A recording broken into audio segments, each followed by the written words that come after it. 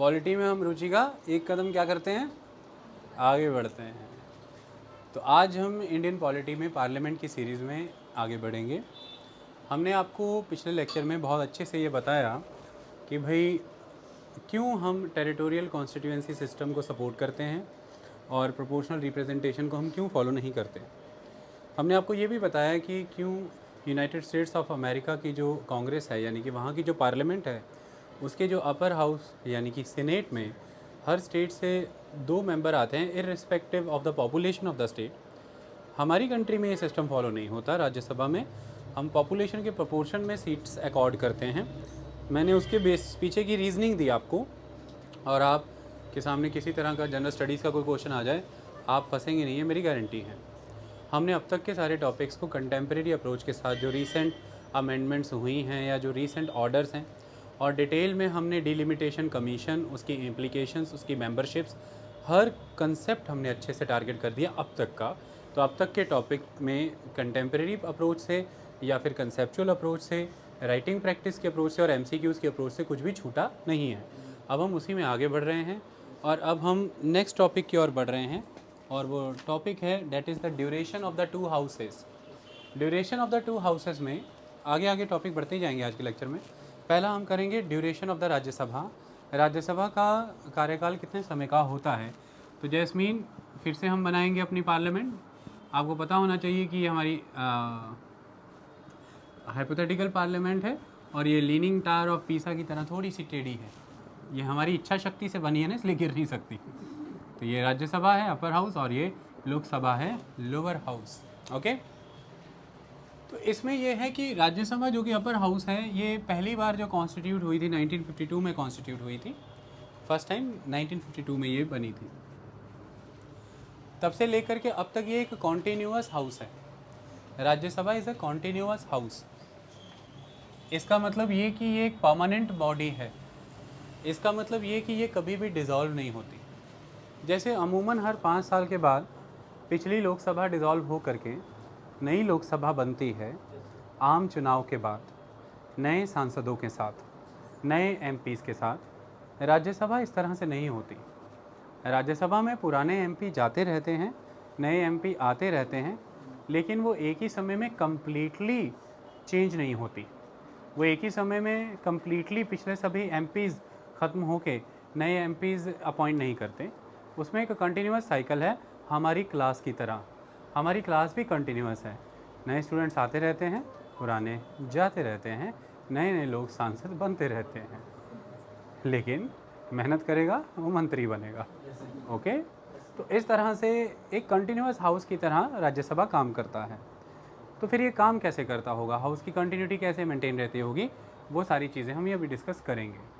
देखिए, एक बार अगर आप राज्यसभा के मेंबर बन जाते हैं तो आप इननमरेबल टाइम तक, आगे आने वाले कितने भी समय तक, री इलेक्शन के लिए एलिजिबल होते हैं। यानी कि एक बार राज्यसभा का मेंबर दोबारा री इलेक्ट हो करके राज्यसभा में आ सकता है। राज्यसभा की सीट्स को फिल करने के 2 तरीके थे। एक तो इलेक्शन के माध्यम से उन सीट्स को फिल किया जाता है, एक नॉमिनेशन के माध्यम से फिल किया जाता है। कितने मेंबर नॉमिनेट होते हैं जैस्मीन? 12 मेंबर नॉमिनेट होते हैं, दैट इज़ द 12। और वो जो 12 मेंबर नॉमिनेट होते हैं वो किन फील्ड से होते हैं? आर्ट, साइंस और सोशल साइंस से। अरे केमिस्ट्री बायोलॉजी ना क्या देना जर्नलिज्म तो आर्ट मजाक नहीं कर सकते, मतलब फिल्में ही देखती। तो आर्ट, लिटरेचर, सोशल एक्टिविटी और साइंस। ओके, ये रट्टा ही मार लेना हमने। तो आर्ट, लिटरेचर, सोशल एक्टिविटी और साइंस। तो कई बार ऐसा हो जाता है कि मतलब SST, ज्योग्राफी, पॉलिटी से जो आते हैं वो नॉमिनेट होते हैं। ऐसा मत याद कर लेना, ठीक है? ओके, बाकी तुम लोग काफ़ी इंटेलिजेंट हो, तुम्हारी खातिर तो मैं पढ़ रहा हूँ। तो art, literature, social activity, social activist और साइंस की फील्ड से कितने मेंबर नॉमिनेट करते हैं भाई? 12 मेंबर नॉमिनेट कर देते हैं प्रेसिडेंट, और उसके बाद वाले जो हैं बाकी सारे इलेक्टेड होते हैं। एंग्लो इंडियन मेंबर नॉमिनेटेड होते हैं क्या राज्यसभा में? नहीं, राज्यसभा में एंग्लो इंडियन मेंबर नॉमिनेटेड नहीं होते। पर्टिकुलर सेंस में अब किसी एंग्लो इंडियन ने लिटरेचर में बड़ा अच्छा योगदान दिया है, उसे नॉमिनेट ही नहीं करना, ये गलत है। बीइंग एंग्लो इंडियन नॉमिनेट नहीं होते, बीइंग ब्रांच हो जाते हैं। Being Anglo Indian particularly Lok Sabha में ही नॉमिनेट होते हैं। वो भी हमने आपको बताया कि ख़त्म कर दिया। कौन सी amendment? 126 constitutional amendment act which year? 2019। Very good, उसके तहत वो ख़त्म कर दिए गए, अभी नहीं हो रहे नॉमिनेट। इतनी बात क्लियर हो गई। अच्छा, कौन से बरस में चुनाव होते हैं लोकसभा राज्यसभा के? लोकसभा के तो आपको पता है कि 2019 में हो गए हटे, 2024 में होंगे। राज्यसभा के कब कब होते रहते हैं? हर तीसरे साल, एवरी थर्ड ईयर। या तो प्रेसिडेंट नॉमिनेट कर देते हैं और बाकी के जो हैं वो इलेक्ट होके आ जाते हैं। तो फिर इससे एक नया फार्मूला निकलता है, हर 2 साल पे, हर दूसरे साल, every second year 1/3 member retire कर जाते हैं। एवरी सेकेंड ईयर 1/3 मेंबर जो हैं वो रिटायर कर जाते हैं। बात समझ में आई कुछ? चलो इसको समझाते हैं। अब देखिए, कॉन्स्टिट्यूशन के अंदर कोई प्रोविज़न नहीं रखा गया कि राज्यसभा के जो मेंबर हैं उनका ड्यूरेशन कितना रहे। राज्यसभा एक परमानेंट हाउस है, ये बात अलग है। राज्यसभा में बैठने वाले मेंबर का ड्यूरेशन कितना होगा ये तो ज़रूरी है ना। तो कॉन्स्टिट्यूशन में इसका कोई प्रोविज़न नहीं है। कॉन्स्टिट्यूशन ने इसके लिए पार्लियामेंट को ये इनेबल कर दिया है कि पार्लियामेंट विल डिसाइड कि राज्यसभा में बैठने वाले मेंबर का ड्यूरेशन कितना होगा। इसके तहत पार्लियामेंट के तहत 1951 का Representation of the People's Act लाया गया है। उसके तहत मेंबर्स का डिस्क्वालिफिकेशन, मेंबर का एलिजिबिलिटी, ये सारा ग्राउंड्स उस representation of the people act 1951 में मेंशन है। तो representation of the people act ये कहता है कि एक पर्सन अमूमन 6 साल का कार्यकाल पूरा करके जाता है, 6 ईयर का, क्योंकि हर दूसरे साल पे 1/3 मेंबर रिटायर हो रहे हैं। इसको अपन को समझना है कुछ इस तरह से, हर दूसरे साल पे हो रहे हैं ना मेरे बच्चों, तो इसको समझ लो ना ज़रा, ऐसे समझो। अब आप कहेंगे कि सर 1952 में जब 1952 में बनी तो दूसरे साल पे 1/3 मेंबर कौन से रिटायर होंगे ये कैसे पता लगेगा? दूसरे साल पे 1/3 मेंबर कौन से रिटायर होंगे ये कैसे पता लगेगा? तो उसी कॉन्स्टिट्यूशन ने प्रेसिडेंट को ऑथराइज़ किया कि प्रेसिडेंट ये डिसाइड करेंगे कि शुरुआती तौर पे जो राज्यसभा है उनके मेंबर्स किस ऑर्डर में रिटायर होंगे, और मेंबर्स की ड्यूरेशन और रिटायरमेंट का ऑर्डर कैसे सेट हो, उसके रिलेटेड जो ऑर्डर लाना है वो भी प्रेसिडेंट लाएंगे। तो प्रेसिडेंट ने उस समय में ऑर्डर इशू किया और उन्होंने बताया कि शुरुआती मेंबर कैसे रिटायर होंगे। तो लॉटरी सिस्टम से रिटायर हुए, लॉटरी सिस्टम। ओके, तो 1/3 तो आपको पता है 33 100 का 1/3 33, तो 33 ही लेके चलते हैं। ऐसे मान वो राउंड फिगर में लेके चलो कि 100 मेंबर, पहली राज्यसभा में कितने मेंबर थे? 100। पहली राज्यसभा बनी 1952 में, है ना। अब हर सेकेंड ईयर पे 1/3 रिटायर होते हैं, और ये भी तय है कि एक पर्सन को 6 साल का टाइम पूरा करना है। तो फिर अगर अपन 1952 का सेकेंड ईयर ले तो 1954, अब 1954 में रिटायर होने थे, तो 1954 में रिटायर होने, तो जो भी रिटायर होगा वो तो चिल्लाएगा कि मेरा 6 साल तो पूरा ही नहीं हुआ, अभी बैठाया, अभी निकाल रहे हो बेटा लॉटरी। 100 के 100 का नाम फेंक दिया एक डब्बे में, उधर से फिर 33 लोगों का नाम उठाना था, 1/3 33 लोगों के नाम का पर्चा उठा के दूसरे कांच के डिब्बे में डाल दिया, ऐसा हाइपोथेटिकली। अब तब कौन सा वीडियो बना है कि कैसे हुआ मुझे नहीं पता, डब्बे से नाम उठा करके इधर डाल दिया डब्बे में, फिर वो 33 पर्ची निकाली, नाम एक एक का करके नाम बोला रहा कि चल बेटा रिटायर, नाम आ गया तेरा लॉटरी में। तो ये ऐसी लॉटरी थी जो दर्द देने वाली थी। वैसे हम चाहते हैं कि किट्टी में, कमेटी में, लॉटरी में हमारा नाम आ जाए, लेकिन उस दिन सबने प्रसाद चढ़ाया हो इस लॉटरी में मेरा नाम ना आए। लेकिन कुछ लॉटरियाँ दर्द देती हैं, ये वही वाली थी। तो लॉटरी थी, लॉटरी लग गई जिसकी, उसकी तो फिर लग गई। तो 1954 में पतली गली से लग गया। इतनी बात समझ में आई? क्लियर? अब बच गए 66 कैसे बचे? पूरे 100 ही है ना बेटा अभी ना। अब जैसे इनको निकाल के हटे हैं, इनको जैसे निकाल के हटे हैं समय 54 के एकदम एंड में, एकदम लास्ट में दिसंबर में इनको निकालेंगे, और 55 थर्ड ईयर की बिगिनिंग में, 55 अभी शुरू हुआ ही नहीं, तो प्रेसिडेंट फिर आगे कहते नॉमिनेट भी करूँगा, इलेक्ट भी कराऊँगा, नॉमिनेट भी करके इलेक्ट भी करके 33 डाल दिए, 33 निकाले, 33 डाल दिए, 100 की संख्या बना के रखनी है, 100 की संख्या बना के रखनी है। तो ये वाले नए एंटर हो गए, पर अपन अभी एंटर वालों की तरफ तो जा ही नहीं रहे, निकलने वालों की बात करते हैं। अब फिर से 54 के बाद 55 फिर 56, सेकंड ईयर फिर आ गया हर दूसरे साल पे। अब फिर पुराने मुर्गों में से 33 फिर निकालने, फिर क्या करें? अभी वो कह रहे जिनको डर है कि मैं निकल सकता हूँ, मेरे 4 ही हुआ है पूरा, अभी 6 तो हुआ नहीं। कहते पिछले तो की तो 2 ही लगा दी थी, तो अभी 4 हो गया है, लॉटरी में नाम डालो इनका। 66 लोगों का नाम पर्चे में डाला, लॉटरी तैयार की, लॉटरी में जिन 33 का नाम आया वो 33 फिर निकल गए, 56 में वो निकल गए। 56 में वो जब वो निकल गए तो 57 शुरू होते ही नए 33 डाले होंगे उनकी जगह पे, बट उनकी तो अपन बात ही नहीं कर रहे हैं। अब चुप करके 58 का एंड आ गया है, फिर वो तो वो निकलने ही निकलने हैं जो बाकी 33 बचे हुए थे। तो फिर जो 1952 में भर्ती हुआ और भगवान की कृपा से 1954 वाली और 1956 वाली 54 और 56 वाली दोनों पर्चियों में उसका नाम नहीं आया, तो कितने समय में चला गया? 6 साल। तो एक कैंडिडेट 6 साल का समय लगा के जाता है। ओके, ये पहाड़ा आप समझ में आ गया। इसी तरह से जो 1954 में 33 एंटर हुए थे, जो 1954 में, वो 56 वाले राउंड में भी नहीं निकले, 58 वाले राउंड में भी नहीं निकले, वो 60 वाले राउंड में निकल जाएंगे, तो वो भी 6 साल पूरे करके जाएंगे। इस तरह से फिर हर 3rd ईयर पे राष्ट्रपति या तो नॉमिनेट करके या इलेक्ट कर होते के मेंबर आते हैं, हर दूसरे साल पे 1/3 निकलते जाते हैं। जिंदगी खेल इतना ही है, ज़्यादा लंबा नहीं है। इसको पता नहीं बड़ा कम्प्लेक्स करके करते रहते हैं। ओके, इस पर किसी को डाउट है कोई? अब आप पूछेंगे सर कुछ 1956 के राउंड में भी 33 एंटर हुए थे, मैं कहाँ उनसा कह रहा नहीं, 1962 में निकलेंगे ये, 1956 वाले 1962 में निकलेंगे। 6 साल पूरे होते हैं, इनको निकाल के चल सट दोबारा चुनाव लड़, अंदर आ जाएगा। 1962 में 1963 में एंटर कर जाएगा, फिर से ये चुनाव लड़के फिर बना रहा है 1969 में निकल जाना, फिर 1970 में घुस जा वापस, फिर निकल जाना 1976 में, फिर घुस जा 1977 में, निकल घुस, लेकिन 6वें साल पे निकलना ही है। ओके, और हर 2-2 साल बाद निकलते ही रहते हैं, हर तीसरे साल पे घुसते ही रहते हैं। इस तरह से ज़िंदगी की निरंतर क्रम चलता रहता है। राज्यसभा कभी ख़त्म नहीं हुआ जब से बना है। आई बात समझ में? कितना ज़बरदस्त था राज्यसभा। परमानेंट हाउस है, अपर हाउस है, और यही एक हाउस है, मेन हाउस है, काफ़ी अच्छा हाउस है। ओके, इतनी कहानी क्लियर हुई? इतनी जानकारी इसके बारे में, और कितनी जानकारी चाहिए तुमको? अभी के लिए इतनी है। मेंबर की एलिजिबिलिटी क्या होती है, मेंबर की उम्र क्या होती है, वो कराएंगे आगे जाके, पहले इतना समझ आ गया। अब लोकसभा कर दें, राज्यसभा क्लियर। री इलेक्शन हो सकता है, एक बार जिसको नॉमिनेट करते हैं री नॉमिनेट हो सकता है, जितनी मर्जी बार करते रहो।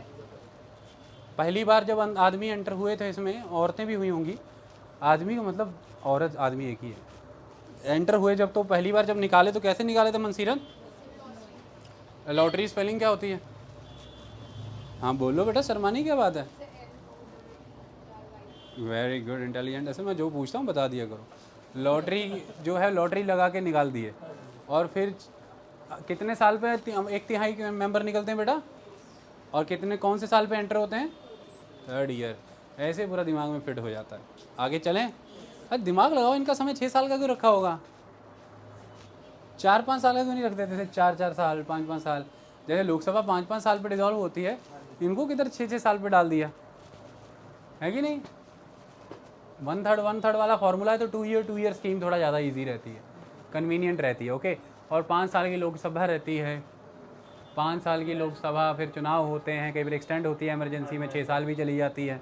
तो ओवरऑल 6 ईयर का इनका टेन्योर रख दिया गया था। ओके, मेजॉरिटी पार्लियामेंटेरियन कंट्रीज़ जो हैं यूरोप में, अगर देखा जाए, टेन्योर काफ़ी हद तक 6 ईयर्स के रखे जाते थे एक समय में। ओके, समझ में आया? रोको, अब हम लोकसभा लिख रहे हो। लोकसभा क्या है टीना? अरे लोकसभा टीना एक कॉन्टीन्यूस चैम्बर है कि एक टेम्परेरी चैम्बर है? लोकसभा एक टेम्परेरी चैम्बर है टीना, क्योंकि ये परमानेंट नहीं है, ये परमानेंट हाउस नहीं है। हर 5 ईयर पे ये डिज़ोल्व हो जाता है।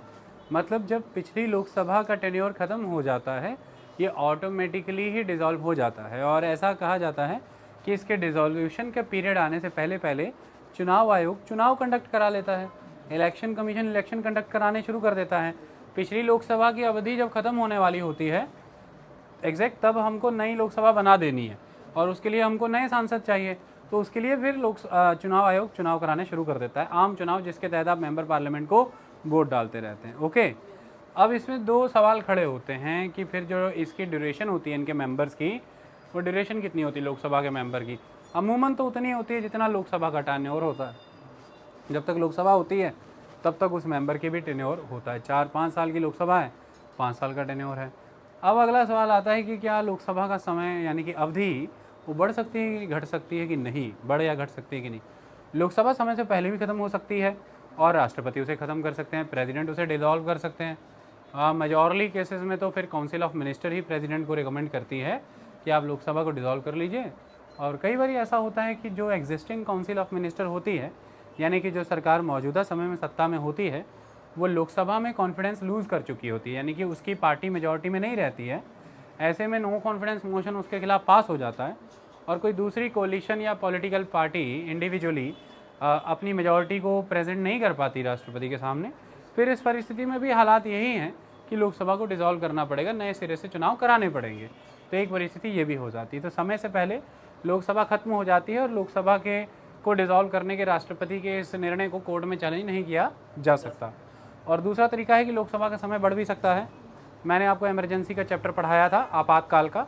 उसमें हमने पढ़ा था कि जब नेशनल इमरजेंसी लगती है, जब राष्ट्रीय आपातकाल लगता है, तो एक बार में 1 साल के लिए लोकसभा का समय बढ़ा दिया जाता है और एक साल करके इसे इंडेफिनेट पीरियड तक बढ़ाया जा सकता है जब तक इमरजेंसी लगी हुई है। लेकिन जैसे ही इमरजेंसी प्रभाव से ख़त्म हो जाएगी, यानी कि इमरजेंसी एग्जिस्ट करना बंद कर देगी, उसके 6 महीने बाद तक वो लोकसभा चल सकती है, उसके ज़्यादा नहीं। मतलब अगर मान लीजिए कि जनवरी 2020 में लोकसभा का समय ख़त्म हो रहा था, आपने इमरजेंसी लगी हुई है नेशनल, आपने 1 बरस के लिए बढ़ा दिया लोकसभा का टाइम। जनवरी सपोज़ कीजिए कि 2021 में अब नई लोकसभा बननी चाहिए, क्योंकि 1 साल समय बढ़ चुका। जनवरी 2020 से दिसंबर 2020 तक 1 साल का समय हो गया, 12 महीने का। तो ऐसे में आपने 1 साल बढ़ा दिया, लेकिन इमरजेंसी अभी और बढ़ गई, इमरजेंसी और साल बढ़ गई, लोकसभा भी और 1 साल बढ़ा सकते हैं। इस तरह से बढ़ाते जाइए, कोई समय सीमा नहीं है कि लोकसभा कितने समय तक बढ़ाई जा सकती है। इनडेफिनेट पीरियड तक बढ़ाई जा सकती है नेशनल इमरजेंसी के दौरान। लेकिन मान लीजिए कि इमरजेंसी जो है वो ख़त्म हो गई 2021 जून में, आपने बढ़ा रखी थी लोकसभा का टाइम जनवरी 2021 से दिसंबर 2021 तक, ठीक है, और इमरजेंसी भी ख़त्म हो गई जून में 2021 में ही। अब इसके बाद 6 महीने तक ज़्यादा से ज़्यादा ये लोकसभा चल सकती है। इसके बाद फिर 2022 में फर्दर आप लोकसभा का टाइम और नहीं बढ़ा सकते हैं। आई बात समझ में? और मैंने आपको पहले भी ये बताया था कि भाई फिर इमरजेंसी के समय इंदिरा गांधी की जब सरकार थी, उस समय में भी लोकसभा का कार्यकाल 2 बार बढ़ाया गया था, लेकिन जितने समय के लिए बढ़ाया गया था उतने समय तक वो फाइनली चली नहीं। 5 साल 10 महीने और लगभग 8 दिन के अराउंड तक वो लोकसभा चली थी। ओके, लोकसभा का समय 5 बरस से कम हो सकता है कि नहीं? लोकसभा का समय 5 साल से ज़्यादा हो सकता है कि नहीं? कम हो जाएगा जब राष्ट्रपति डिसॉल्व कर देंगे। लोकसभा डिसॉल्व करने की ताकत किसके पास होती है? प्रधानमंत्री की, राष्ट्रपति? प्राइम बोलते बोलते प्रेसिडेंट बोल देते हैं, दूसरों के होठों को रीड करके कि दूसरा क्या बोलने वाला है। पी से प्राइम है, पी से प्रेसिडेंट, ऐसे करते हैं प्रेसिडेंट। तो बेटा ऐसा मत करो, हिंदी बोलो राष्ट्रपति। प्रधान क्योंकि गलती करने उसको वो भी नहीं है। ओके, लोकसभा को डिसॉल्व कौन कर सकता है बेटा? राष्ट्रपति। और लोकसभा डिसॉल्व होने के लिए नेशनल इमरजेंसी चाहिए? नहीं। लोकसभा बढ़ने के लिए क्या चाहिए? इमरजेंसी। नेशनल इमरजेंसी में कितने समय तक लोकसभा बढ़ाई जा सकती है? कितने समय तक बढ़ाई जा सकती है? इनडेफिनेट टाइम तक, लेकिन 1 साल के लिए 1 साल करके बढ़ाते जाओ इनडेफिनेट। इमरजेंसी खत्म होने के कितने समय तक बनी रह सकती है लोकसभा? 6 मंथ तक के लिए। यही तो लोकसभा का खेल था। अब हम इसके आगे बढ़ते हैं। रुको, मेंबरशिप ऑफ द पार्लियामेंट। अपन ने ड्यूरेशन की बात कर ली, मेंबरशिप की बात करें तो सबसे पहले आती है बात बेटा क्वालिफिकेशन की। दोनों ही हाउसेस के अगर आपको लोकसभा राज्यसभा के मेंबर बनना है तो आपकी क्या होनी चाहिए बेटा? सिटीजन। आप कहने लगे थे क्वालिफिकेशन लॉ की डिग्री बोलने लगा था BLLB। नहीं, क्वालिफिकेशन मतलब कि योग्यता, माने कि नागरिक होने चाहिए। आपको पता है अभी पीछे आपको पता ही होगा, पंजाब के एक्स कैबिनेट मिनिस्टर भी रह चुके हैं अवतार जी हेनरी। आपको पता होगा पीछे उन पर सवाल उठा दिए गए थे कि भाई आपके पास तो UK की नागरिकता है, तो आप किधर से यहाँ पर MLA बने हुए हैं भाई, और ये जो बाबा जी हेनरी इनको भी बना रहे हैं आप। तो इस तरह की बहस चली थी ना। आप सोचते होंगे इतनी बड़ी बात क्या है। कहीं अगर ये हो जाता कि भाई सिटीजनशिप उनकी उधर की है तो फिर मतलब भारत की सिटीजनशिप उन्हें सरेंडर करनी थी। अपन ने सिटीजनशिप चैप्टर में पढ़ा है। इसका मतलब फिर वो तो मेंबर बनने के लिए एलिजिबल ही नहीं है, फिर वो डिस्क्वालीफाई होंगे। तो बड़ी बात थी। तो नागरिक को होना बड़ी बात है। गैर नागरिक आदमी आपके देश की इतनी बड़ी लॉ मेकिंग इंस्टीट्यूशन में बैठ के आपके लिए कानून कैसे बना सकता है? सही है गलत है? कोई नागरिक नहीं कानून बना रहा आपके लिए और नागरिक उसकी पालना कर रहे हैं, ऐसा तो सही नहीं है बेटा, ये तो गलत बात है। अगला है ओथ और अफर्मेशन। इलेक्शन कमीशन के द्वारा नियुक्त किसी भी ऑफिसर के सामने अगर आप एमपी लोकसभा या एमपी राज्यसभा के चुनाव लड़ने जा रहे हैं, आपको अपना नामांकन पत्र दर्ज करना पड़ता है, अपना nomination for that seat being a candidate file करना पड़ता है। और वो नॉमिनेशन फाइल करते समय वो आपको एक पर्चा देता है, जिस पर्चे पर आप एक ओथ का लेटर, आपको पता है आपने कई ओथ आज दिन तक साइन किए अपनी ज़िंदगी में, आपको पता भी नहीं है, बचपन से लेकर बड़े होने तक। वो जो फॉर्म के एंड में और फॉर्म के लास्ट में लिखा होता है ना, आई डू हेयर बाय, अपना नाम लिख के आप अगला पैरा पढ़ते नहीं हो, पीछे साइन चेपते हो, वो आप शपथ लेते हो। आप डिक्लेरेशन, सेल्फ डिक्लेरेशन देते हो कि मैं ये पुख्ता करता हूँ कि ऊपर दिए सारे नाम, जानकारी, सब कुछ मेरा है, मैं अपने होशो हवासों में इसे अटेस्ट कर रहा हूँ, इसमें कोई भी डिस्क्रिपेंसी पाई जाएगी तो हर तरह की कार्रवाई के लिए मैं स्वयं लाजमी हूँगा, जिम्मेदार हूँगा। और फिर आप पे कार्रवाइयाँ हो जाती हैं, फिर आप कहते हैं कि कोर्ट में आप चले जाते हैं उछल के, कोई वकील मिल जाता है, फिर आप वहाँ कहते हैं अदालत, योर ऑनर इसने मेरे साथ ऐसा ऐसा किया योर ऑनर, फिर आपको आपका वो पर्चा सा दिखाता है, ये आपने अपने होशो हवास में साइन किया था इसका मतलब आपने जानकारी गलत दी थी, ओके, तो अब आप बर्खास्त। तो इसी तरह से इनको भी इलेक्शन कमीशन के द्वारा अपॉइंटेड किसी ऑफिसर के सामने कस्टडी के तौर पर नॉमिनेशन फाइल के दौरान ओथ और अफर्मेशन का लेटर साइन करके देना पड़ता है, शपथ देनी पड़ती है। ये शपथें तीसरे शेड्यूल में आती हैं, third schedule of the constitution में आती है, ओके। ये पहली शपथ होती है पर्चा भरने के समय की, कि ये एलिजिबल होने चाहिए कैंडिडेट के तौर पर ही। अब जब ये सांसद बन जाते हैं, एमपी बन जाते हैं, तो फिर पार्लियामेंट की मर्यादा की पूर्ति करनी है, तो फिर एक शपथ आती है, फिर एक शपथ होती है। वो शपथ जो है वो उधर दिलाई जाती है और वो स्पीकर दिलाता है, ओके, वो हाउस में होती है, ये वाली हाउस तक जाने वाली शपथ। ये इलेक्शन कमीशन के तहत, वो स्पीकर के तहत, दोनों शपथ का अंतर पता है, समझ आ गया? इस तरह से एक बीइंग कैंडिडेट, एक being MP, candidate for the MP, एक एमपी के तौर पर शपथ होती।